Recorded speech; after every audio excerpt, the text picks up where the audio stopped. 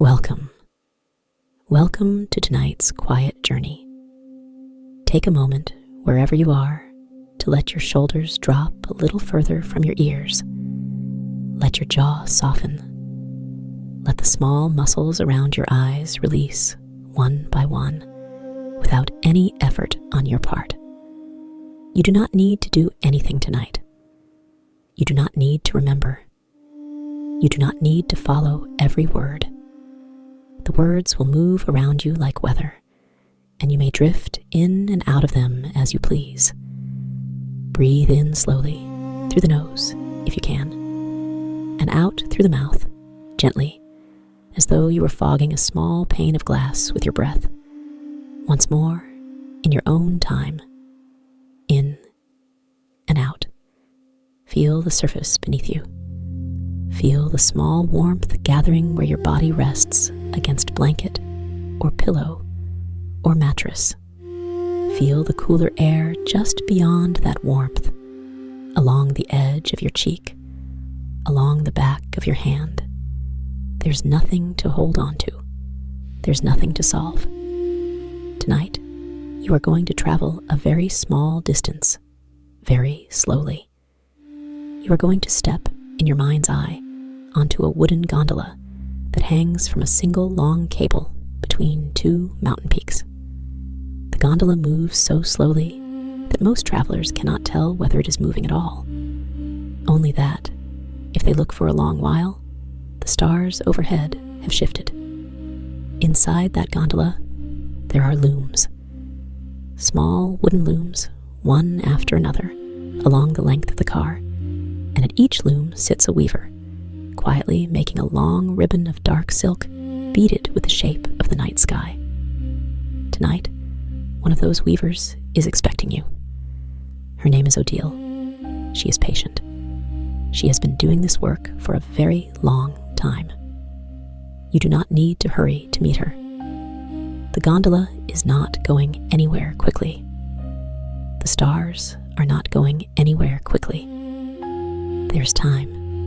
There's more than enough time. So let your breathing slow a little more. Let the room around you soften at its edges. Let the day you have carried this far, with all its small tasks and small worries, settle down at your feet like a heavy coat you are finally allowed to remove. And when you are ready, we will begin. You find yourself standing on a small wooden platform near the top of a mountain. The air here is thin and cold and very clean. It smells faintly of pine and of stone that has held the sun and let it go again. Above you, the sky is enormous. The stars are so close and so numerous that they seem to press gently against the top of your head, though of course they are far away, farther than anything. Below the platform, on all sides, is cloud. Not storm cloud, soft cloud, low cloud. A slow white ocean filling the valley, its surface moving so gradually that it looks, at first, as though it were still. You could almost step out onto it. You almost want to, but you do not need to. Ahead of you, a single cable rises out of the platform and stretches away into the night, sagging gently between here and the far peak, which you can just see across the valley. A dark shape, crowned by a single lantern, so distant it might be a star that has settled there to rest. And on that cable, moving toward you at a very slow walking pace, is the gondola. It is longer than you expected, and lower, and it looks, from here, like a wooden barge that has forgotten it belongs to water and taken to the sky instead. Its sides are hung with paper lanterns, each one glowing a warm honey color. Its shutters are open in places, closed in others, and from within, a soft light spills out onto the cloud. You can hear, very faintly, a hum. It is the cable, humming as the breeze pushes through it. A single low note, steady and old. the gondola arrives at the platform without any bump or lurch. It simply glides up beside you, quietly, the way a leaf lands. A small door in its side is already open. Warm light pours out. The smell of beeswax and pine resin drifts to meet you. A rich, gentle smell, like a candle that has just been blown out in a room full of trees. You step aboard. The floor of the gondola is old, oiled wood, and it gives just a little under your feet, the way a good ship's deck gives. The car sways, very slightly, as your weight settles, and then it steadies again. The door closes behind you without your having to touch it. Inside, the light is warm. Lanterns hang from the low ceiling on braided cords.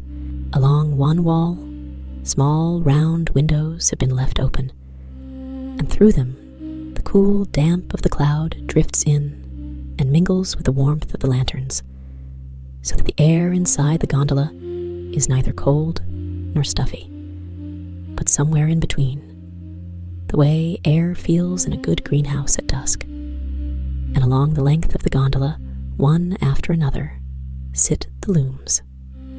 They are small, dark, wooden looms, each one just wide enough to hold a ribbon of silk, perhaps as broad as your palm.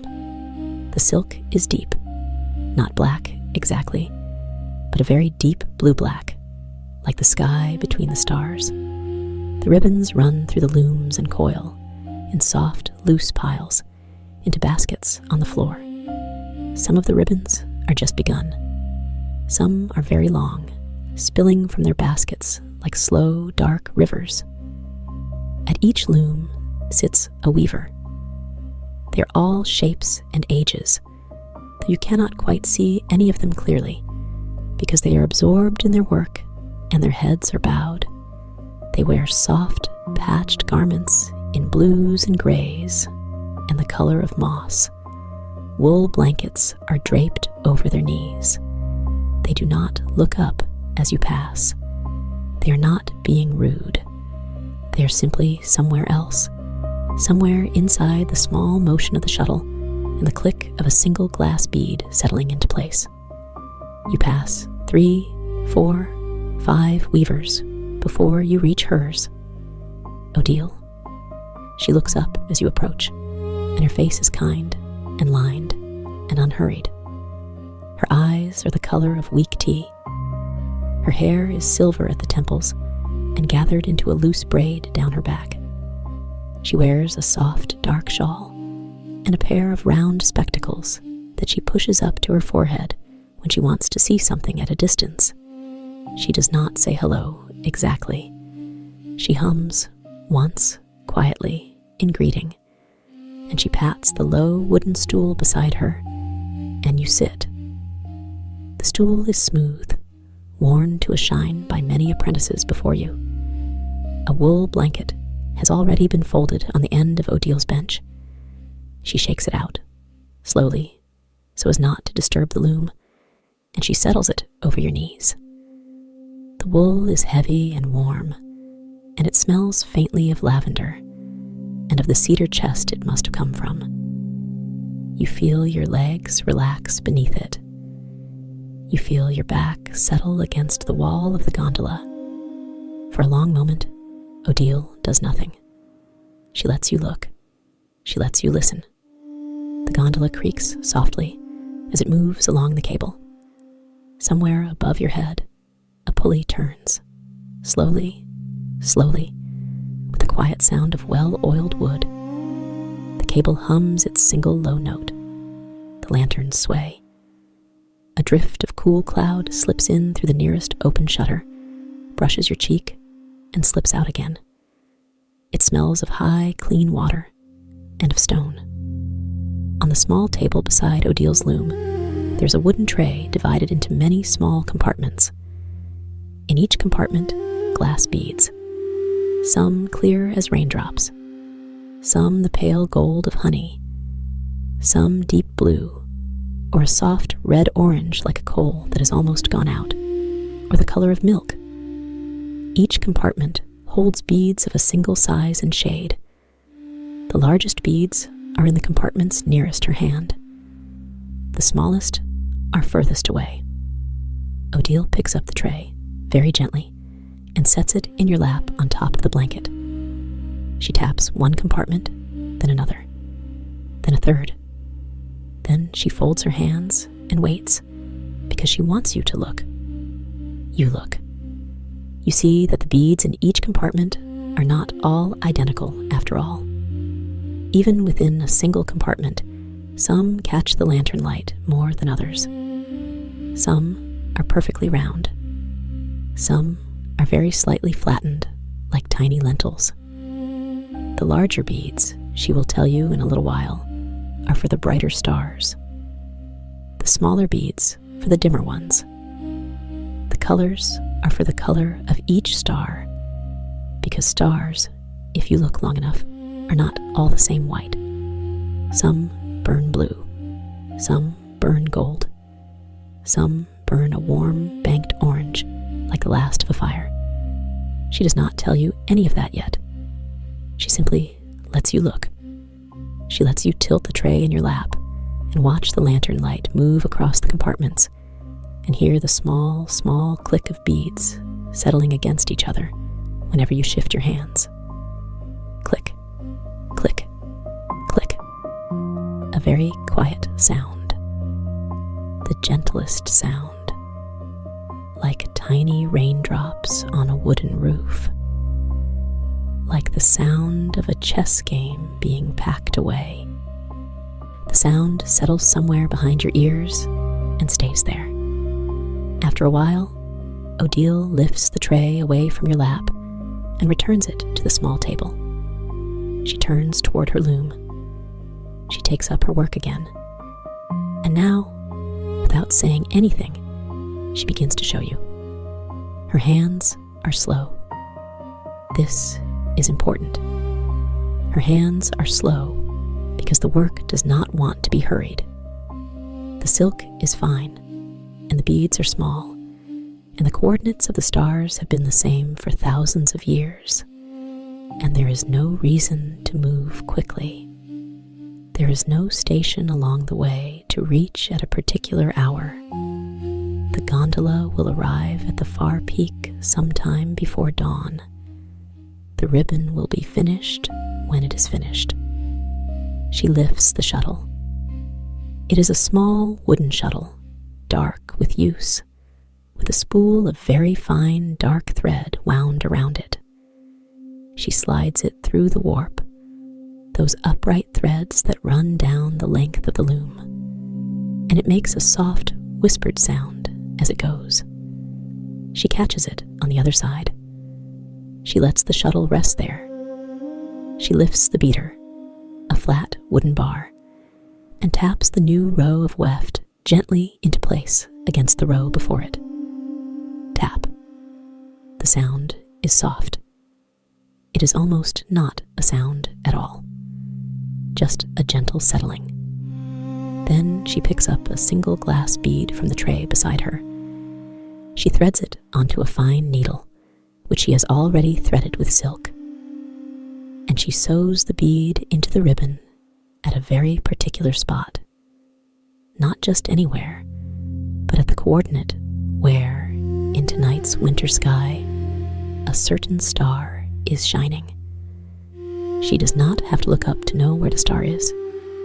She has done this so many times that the sky lives inside her hands, but she looks up anyway, tonight, out through the open shutter, because she likes to. The star is there, a cool, small light, one among many.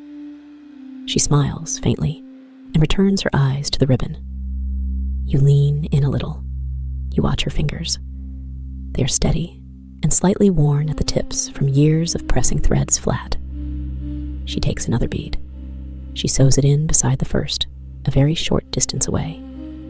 2 stars together in the ribbon. 2 stars together in the sky. She glances at you. She nods toward the tray. She wants you to take a bead. Any bead. Whichever one your eye finds. You look at the tray. You listen to the small click of beads shifting as the gondola sways. After a moment, your hand goes to a compartment of small, warm golden beads, and your fingers pick one up. It is a tiny thing. It is barely a bead at all. It sits weightless on your fingertip. Odile takes it from you, very gently, and threads it onto her needle. She sews it into the ribbon, just a little further along. She murmurs the star's old name, a soft 2-syllable name in the weaver's old vocabulary, a name that sounds like water folding over a stone. You do not need to remember the name. You will hear many tonight. Most will slip away like snow melting into your sleeve. That is fine. That is how it is meant to be. The gondola creaks. The cable hums its low note. Somewhere at the end of the car, a kettle sits on a small iron stove. The kettle has not begun to sing yet. It will, in time. For now, there's only the loom, and Odile's slow hands, and the click of beads, and the drift of cool cloud through the open shutters, and the warm smell of beeswax rising from a small pot at Odile's elbow. Odile taps the pot with one finger. Beeswax, she seems to say without saying it. She lifts the pot by its wooden handle and shows you. Inside, a golden softness. Not quite liquid, not quite solid. Warm from the little candle beneath it. The smell is honeyed and green, beeswax, and pine resin she has stirred into it to make it firmer. She dips a small brush into the pot. She draws the brush very lightly along a stretch of the warp threads at the near edge of her loom. The warp, she wants you to see, needs a little stiffening from time to time. The beeswax and pine resin coat the threads. It keeps them from fraying under the small pull of each new bead. It gives the ribbon its faint, good smell, the smell that clings to the ribbon long after it has been folded and stored, so that travelers who unroll it in the fog will know, even before their fingertips find the first bead, that the ribbon has been made with care. She sets the brush aside. She sets the pot aside. She takes up her needle again. The warm honey smell hangs in the air around you, mixing with the cool damp of the cloud, mixing with the faint lavender of the blanket across your knees, mixing with the lantern light. You breathe it in, slowly. You breathe it out. Somewhere inside your chest, something settles. You have not thought, for some minutes now, about anything in particular. You have not needed to. The loom, and the beads, and the cable's low hum, and the soft rocking of the gondola have taken up all the space in your mind that thinking usually occupies. There is only this. There is only here. Odile hums very softly as she works. Not a tune, exactly. Just a low, warm sound in her throat, on the same note as the cable's hum, so that the two sounds twine together and become one. You can feel the sound through the wood of the bench, through the bones of your hips, through your ribs. It is not a large sound. It is a sound the size of a cat purring in another room. It is a sound you could fall asleep inside. Time passes. It is hard to say how much. The gondola has moved along its cable, but not far. Looking out through the open shutter, you can still see both peaks, the near one and the far one, though the near one is smaller now, and the far one is a little larger, and the single lantern on the far peak has become two lanterns. Beneath the gondola, the cloud has thinned in places. You can see faint, dark shapes far below, the ridges and gullies of the valley, dreaming under their quilt of white.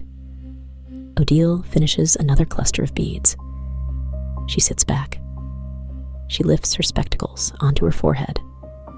She squeezes the bridge of her nose, just once, gently. Then she reaches forward and lays her palm flat against the wooden frame of the loom, and she closes her eyes. She wants you to do this too. She taps the frame lightly. Then she taps her own ear. So you lean forward. You lay your palm flat on the wooden frame of the loom. You bring your ear close to the wood.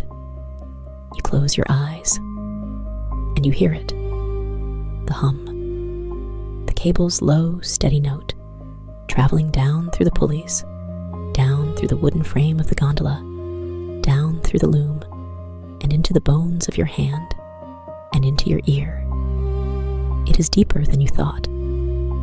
It is warmer than you thought. It has small variations inside it, little rises and falls, as the wind up along the cable comes and goes.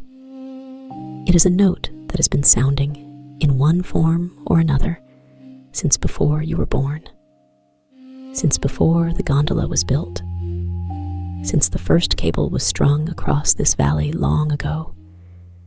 You could listen to that hum for hours, for as long as you wanted. Odile lets you listen.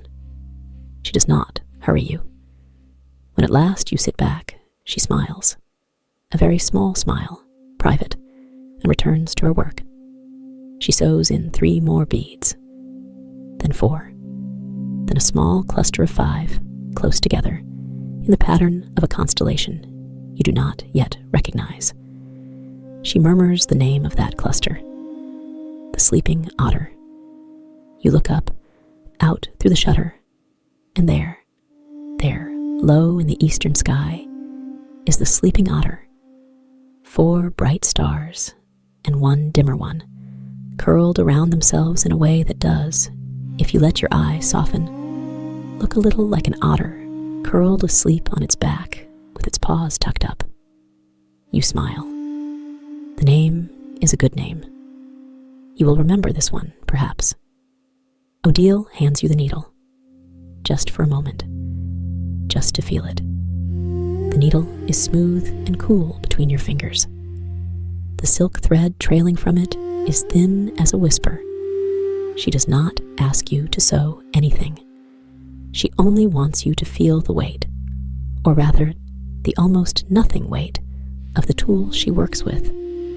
After a moment, you hand the needle back. She takes it and returns to her stitching. The gondola creaks. The pulley above turns. The lanterns sway. Somewhere further along the car, another weaver coughs softly and settles again. Somewhere else, a wooden bead tray is being drawn open, and there's a slow click, click, click, as beads are sorted by size. You realize, only now, that the kettle at the end of the car has begun to whisper. Not to sing, just to whisper. A soft, breathy sound, like someone thinking about beginning a song.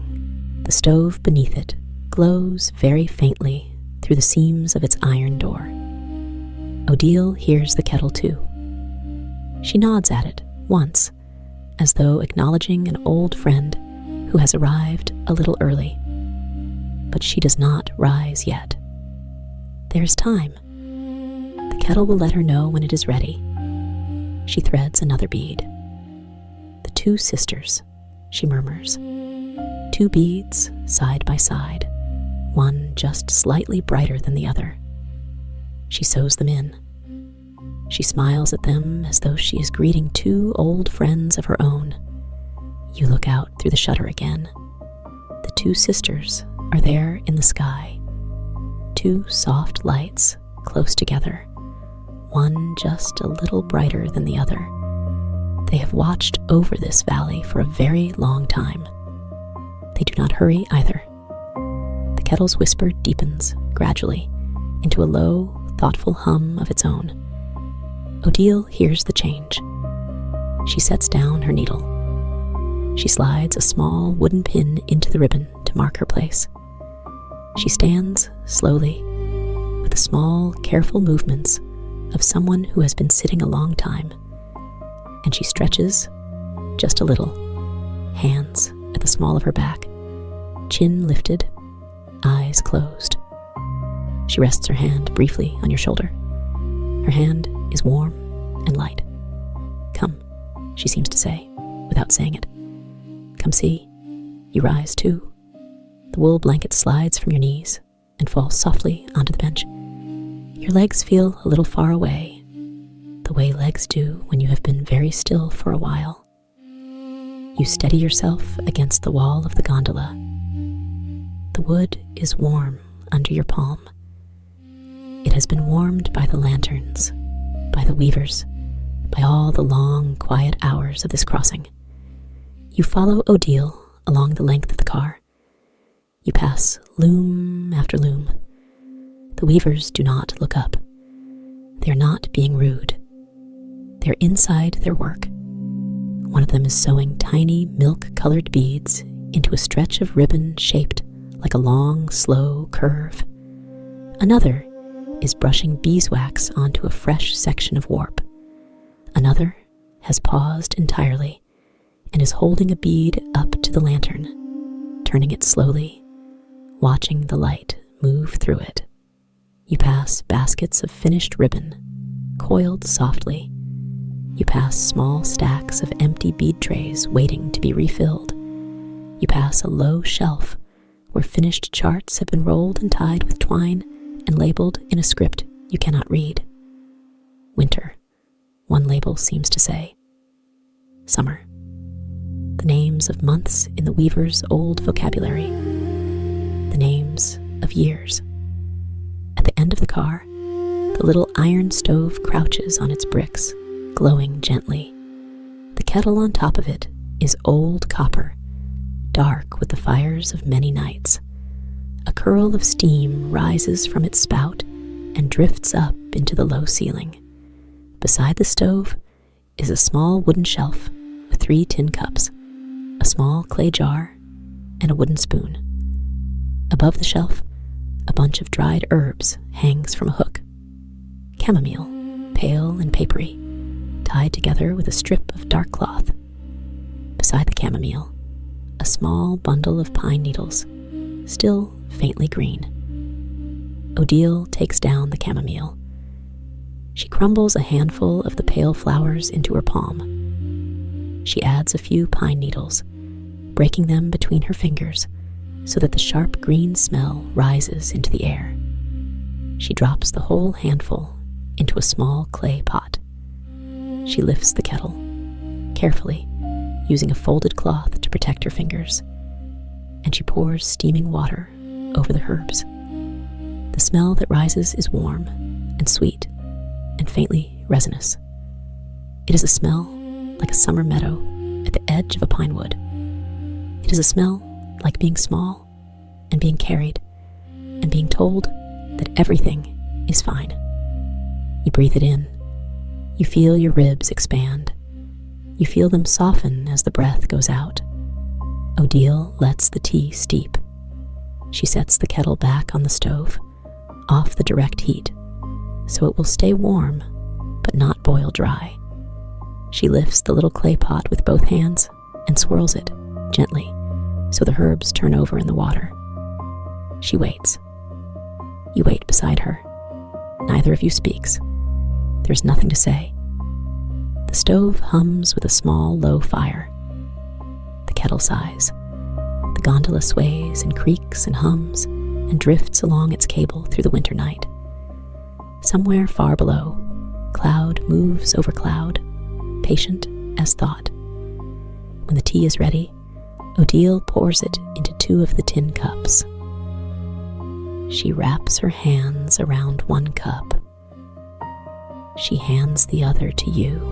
The metal is hot, but not too hot.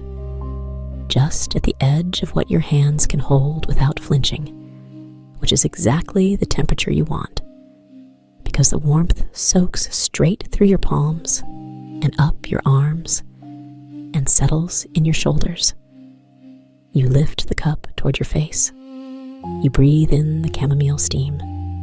You breathe in the pine. You take a small sip. The tea is warm and gentle and only faintly sweet.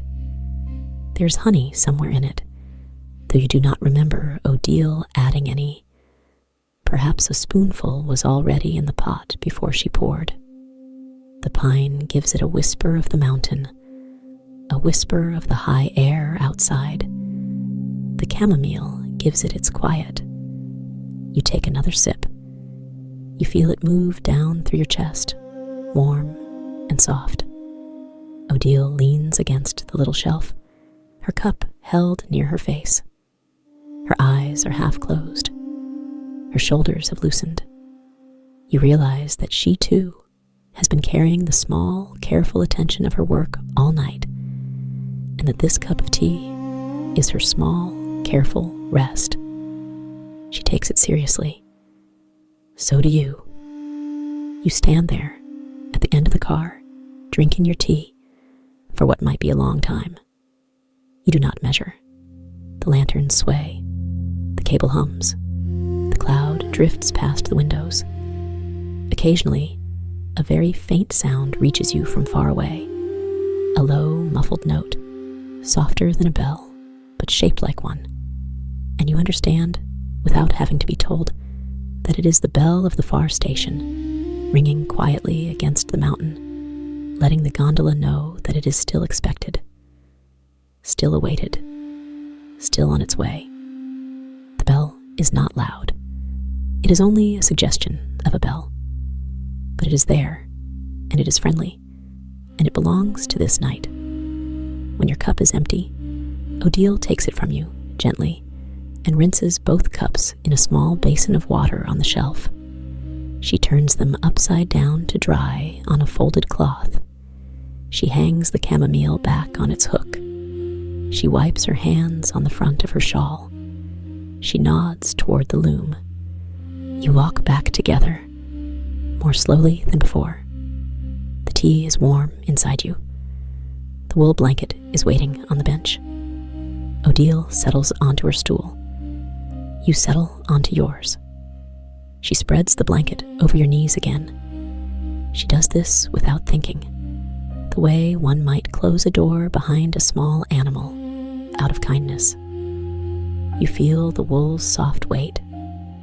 You feel yourself sink a little further into the bench. She takes up her needle. She removes the wooden pin from the ribbon. She picks up a bead. Her hands are even slower now than before. The tea has slowed them, gently. The bead settles into the ribbon. Tap goes the beater. Whisper goes the shuttle. Click goes the next bead as she draws it from the tray. She names the next constellation, the Ladle.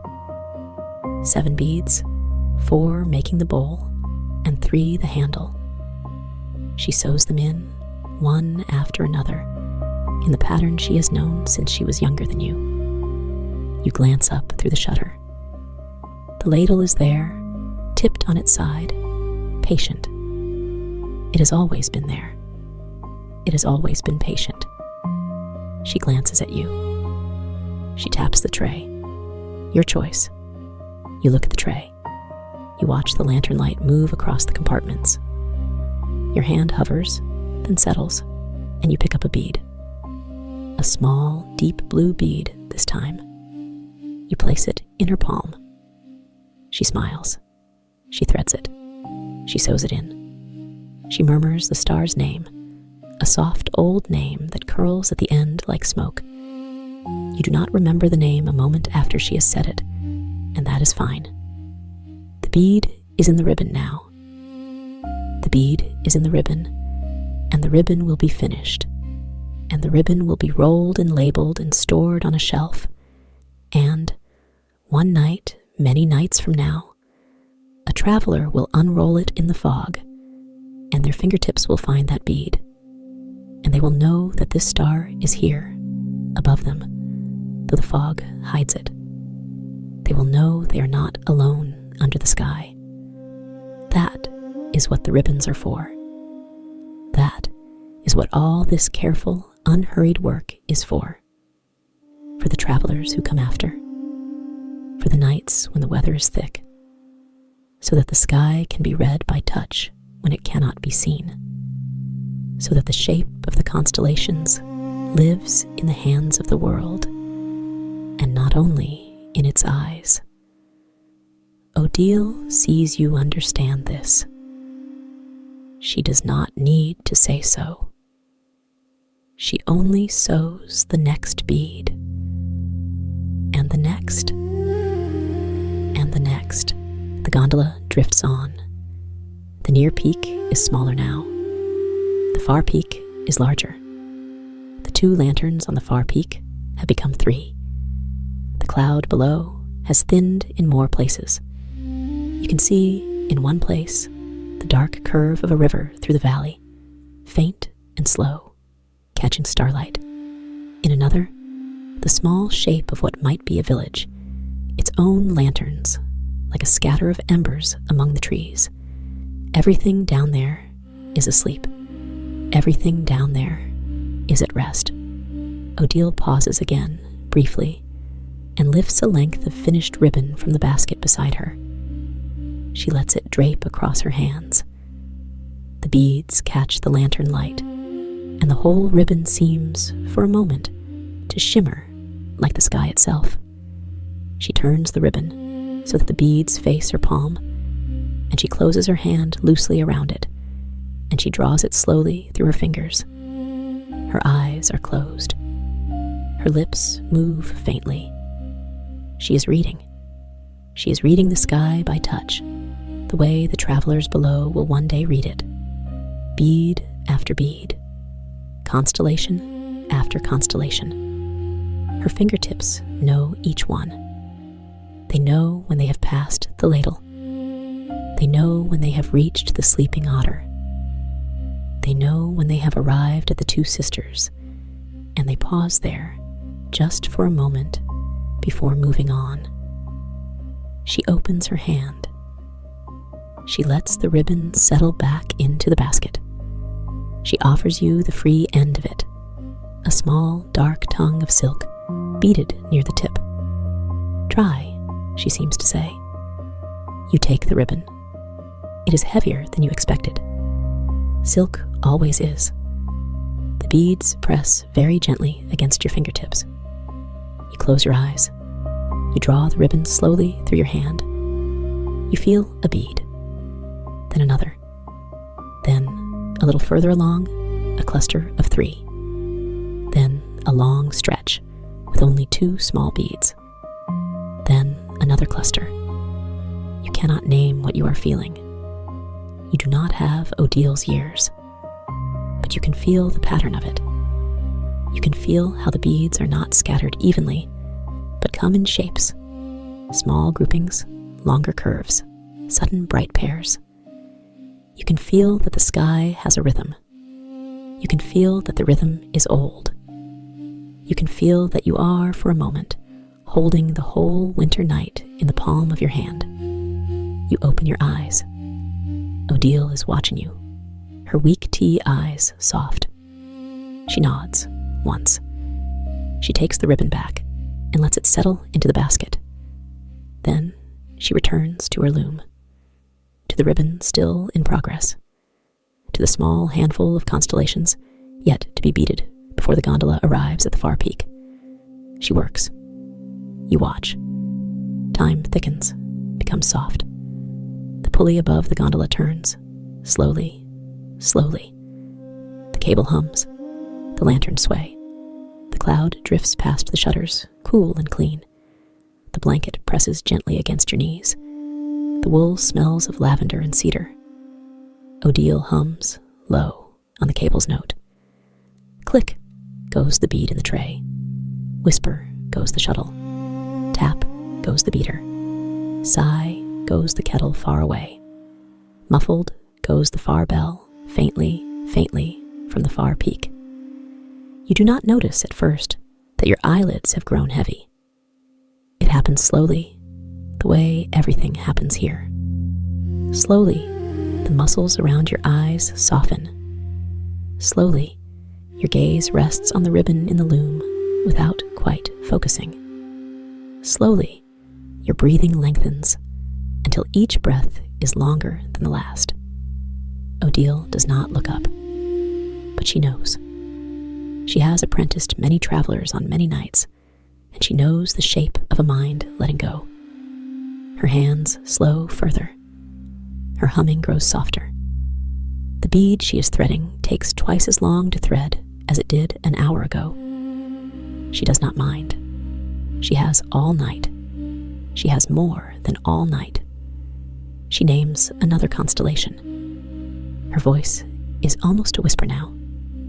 The long river, a curve of small pale beads arcing across the ribbon. She sews them in one at a time, and you watch, and each small settling of a bead into silk feels like a small settling of something inside you.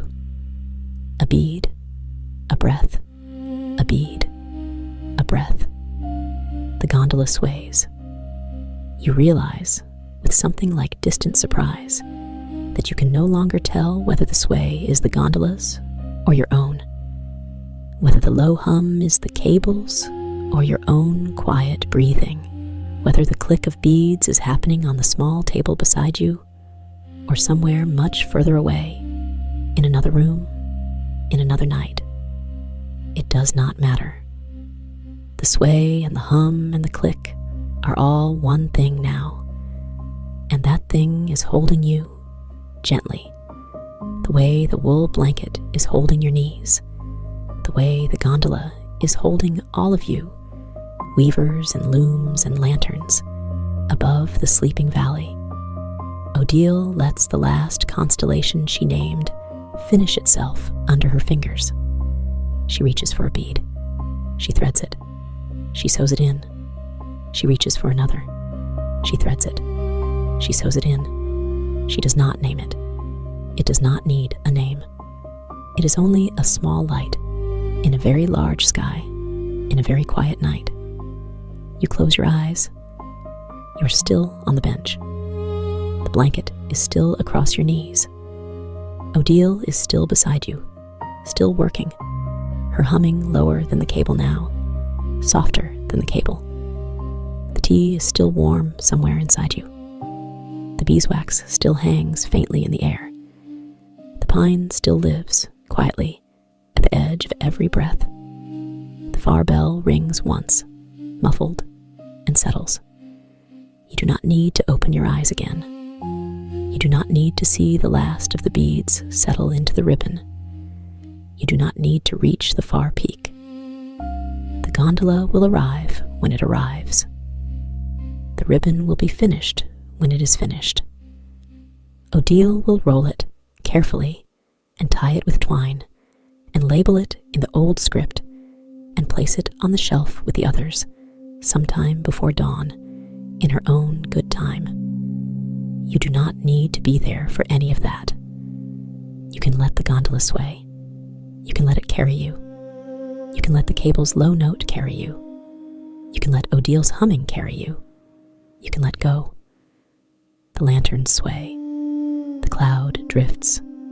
The beads click softly in their trays.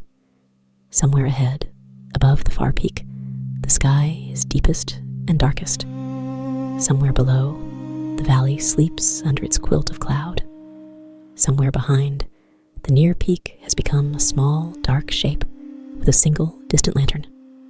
Somewhere on the bench beside you, an old weaver hums and threads and sews and hums. Everything is where it should be. Nothing is asked of you. Nothing is required. Rest now. Rest and let the small sounds carry you. The hum of the cable, the whisper of the shuttle, the click of beads, the soft creak of oiled pulleys, the muffled bell far away, Odile's humming, the kettle's low sigh. Rest and let the good smells carry you. Beeswax, pine, chamomile, lavender in the wool, cedar in the air. Rest and let the warmth carry you. The blanket across your knees, the tin cup remembered, the lantern light on dark silk, the stove's small quiet fire at the end of the car, Rest and let the sway carry you. The slow sway of the gondola on its cable. The slow drift of cloud below.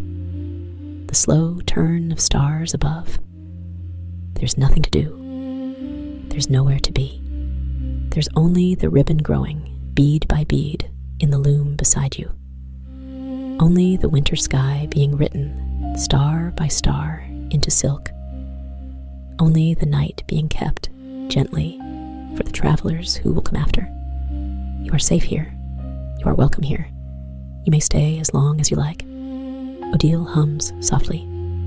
The cable hums softly. The beads settle. The lanterns sway. The gondola drifts. And you drift too. Sleep now. Sleep if you can. Sleep and let the ribbon lengthen without you. Sleep and let the sky keep turning. Sleep and let the gondola cross the valley in its own good time. Sleep. Sleep. Sleep.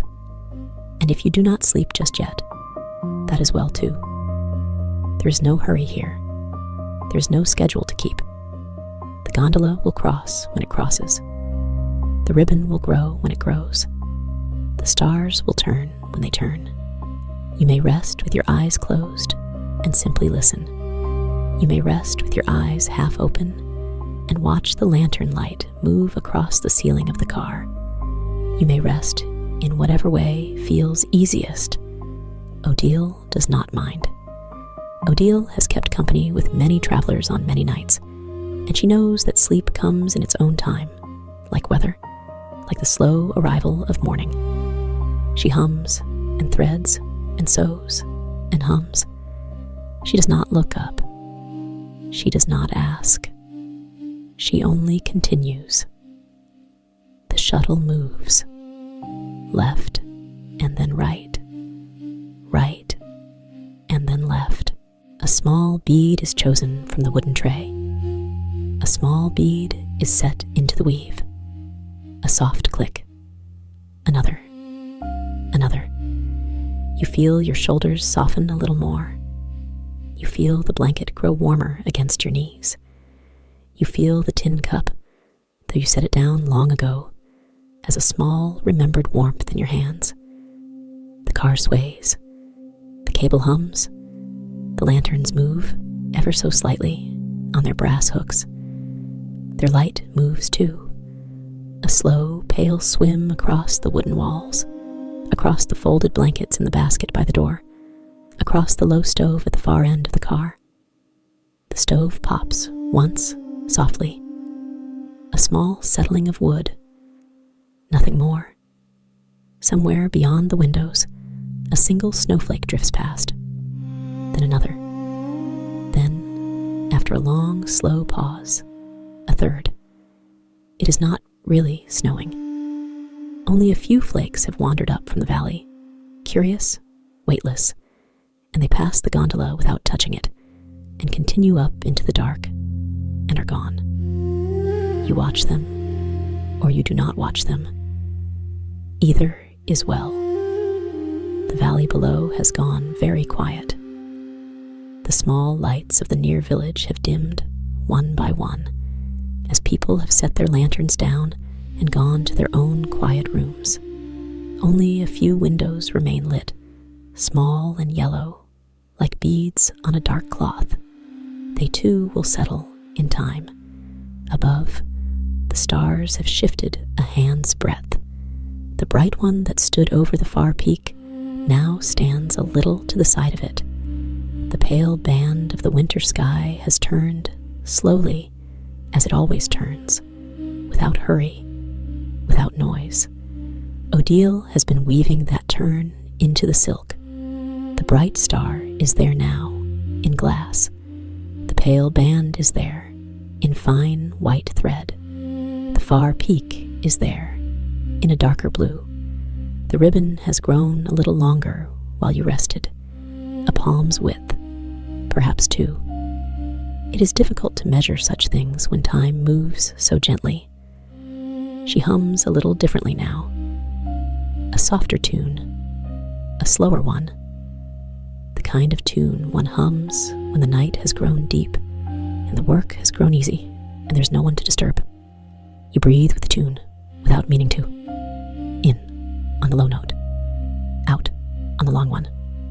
In, out, in, out.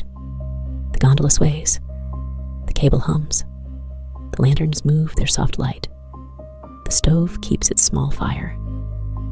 After a while, and you could not say how long a while, Odile sets down her shuttle.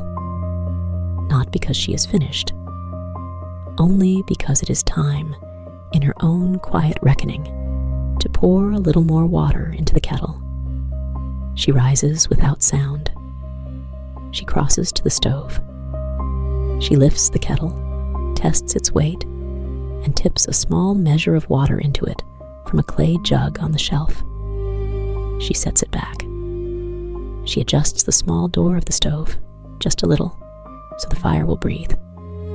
Then she returns to the bench beside you. She does not sit at once. She stands for a moment, looking at the loom, at the ribbon, at the long, dark window, and the slow drift of the valley beyond. Her face, in the lantern light, is soft and unlined by any worry.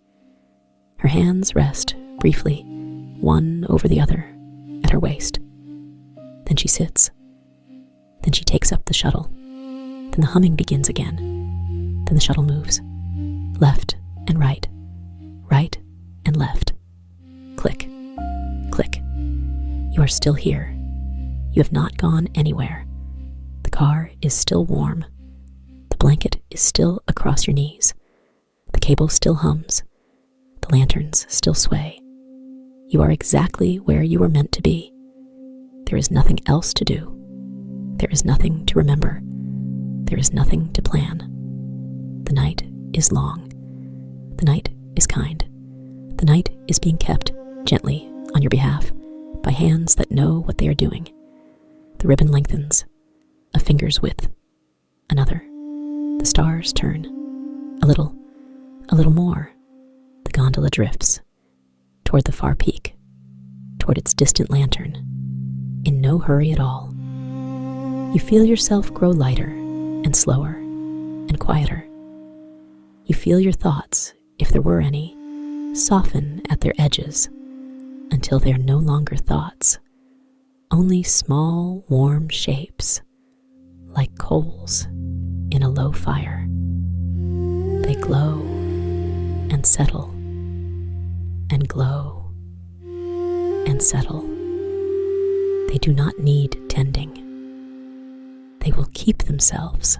You feel the weight of the day, whatever the day was, lift and float away, up past the lanterns, up past the roof of the car, up into the dark, where the curious snowflake went, where it does not matter, where it is no longer yours to carry. Odile hums. The kettle sighs very faintly as its water warms again.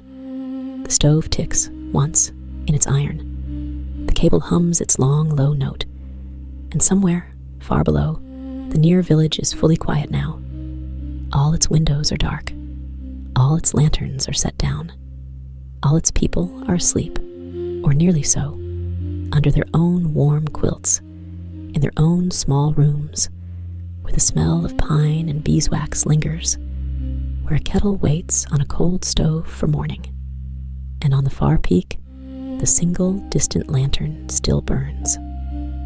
Someone there is awake, tending it, keeping it lit for you, for the gondola, for anyone who might be crossing tonight. They are patient.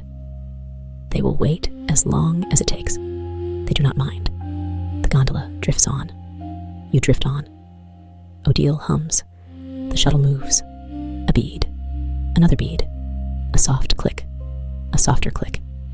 Time, in the car, has become a very gentle thing. It no longer moves in minutes. It moves in the length of the ribbon. It moves in the sway of the lanterns.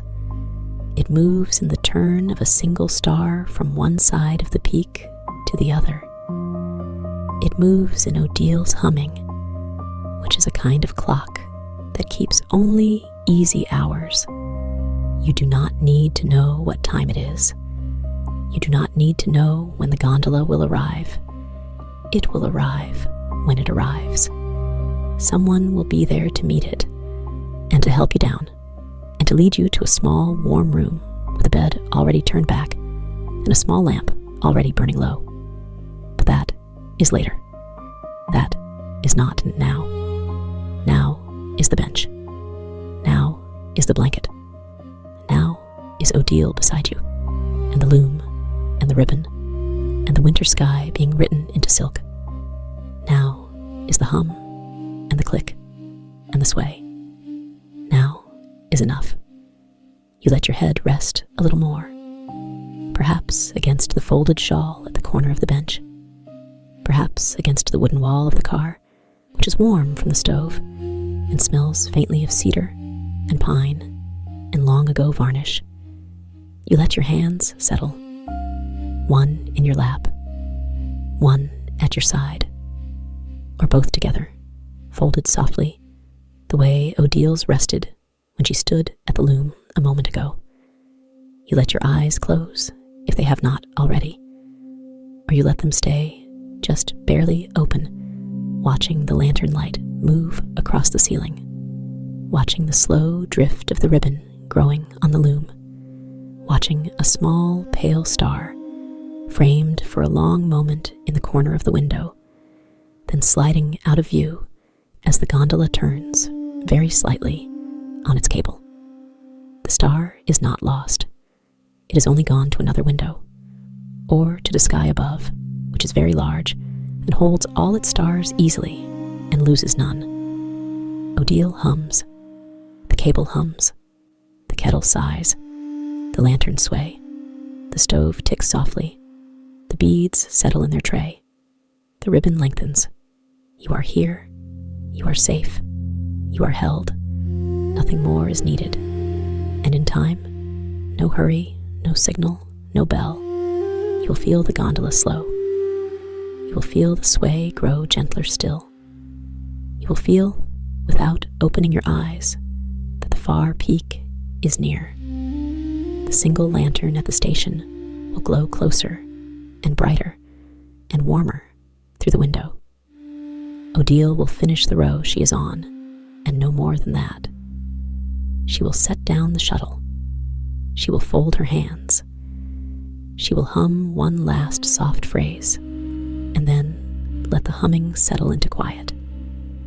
The gondola will glide into the small wooden station at the far peak with barely a whisper. The doors will open with the softest click.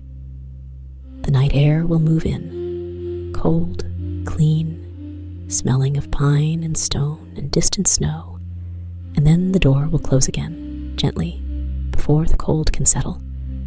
Someone will be there, a quiet keeper, wrapped in a wool coat, carrying a small lantern.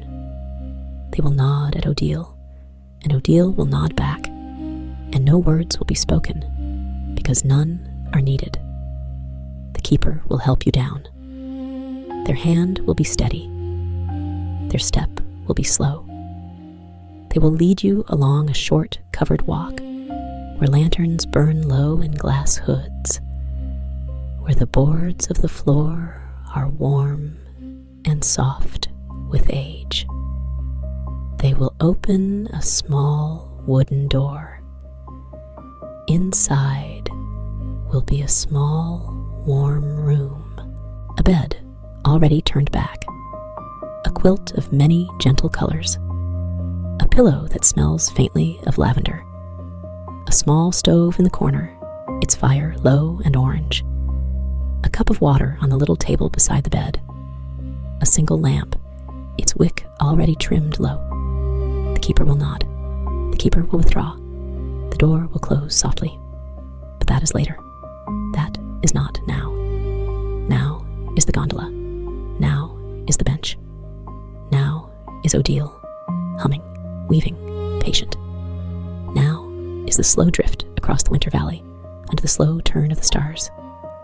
Now is the ribbon growing, bead by bead. Now is your breath going in and going out, in time with a hum you did not learn, but seem, somehow, to have always known. Now is the warmth of the blanket, the warmth of the stove, the warmth of the tin cup remembered, the warmth of the lantern light on the silk, the warmth of being, at last, exactly where you are. Rest, rest, and let the ribbon grow. Rest, and let the gondola glide.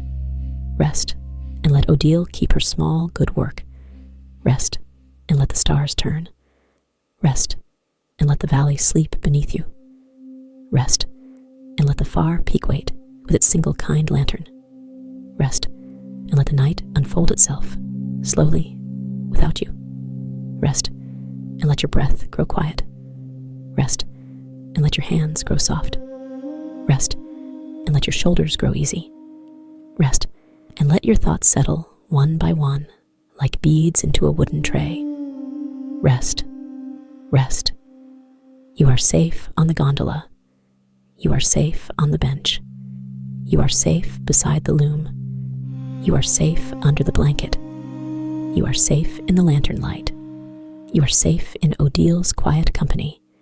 You are safe. You are welcome. You may stay as long as you like. And if you sleep, that is well. Odile will finish the row without you. The gondola will cross without you. The stars will turn without you. The far peak will wait without you. The small, warm room will be ready without you. Everything will be tended. Everything will be kept. Nothing will be lost. You may let go now. You may set down the day. You may set down the week. You may set down the long stretch of things you were carrying without meaning to. Set them gently on the wooden floor of the car. Odile will not mind. The gondola will not mind. They are, all of them, so light when you look at them here. Set them down. Leave them. Someone else will look after them if they need looking after. Or perhaps they will simply be gone in the morning, having drifted like the curious snowflake up into the dark, where they no longer belong to you. You are lighter now, lighter than the shuttle, lighter than the bead, lighter than the thread, lighter than the hum. You are drifting. Drift with the gondola. Drift with the cable's low hum. Drift with the lantern light. Drift with Odile's soft song. Drift with the slow turn of the winter sky. Drift. Drift. The ribbon grows a finger's width. Another. The stars move a hand's breadth. Another. The gondola crosses without hurry. The far peak draws nearer without haste. The single lantern glows, kind and patient, waiting. And you rest. You rest deeply now. You rest as the traveler rests, on the good night, in the safe car, under the warm blanket, beside the patient weaver. You rest as the valley rests, under its quilt of dark and small yellow lights fading to none. You rest as the mountain rests, old and calm and untroubled. You rest as the sky rests, turning slowly, keeping its stars. You rest. Sleep, if sleep comes. Sleep and dream, if dreams come, of soft things, of lanterns, of ribbons, of blue and silver thread, of a kettle sighing, of a hum that is not quite a song, of a bead settling into a wooden tray, of a quiet peak with a single lantern, of a small, warm room with a bed turned back, or sleep without dreaming at all. That is well, too. The gondola will still glide. The ribbon will still grow. Odile will still hum. You are held. You are safe. You are warm. You are here. And here is a good place. And here is enough.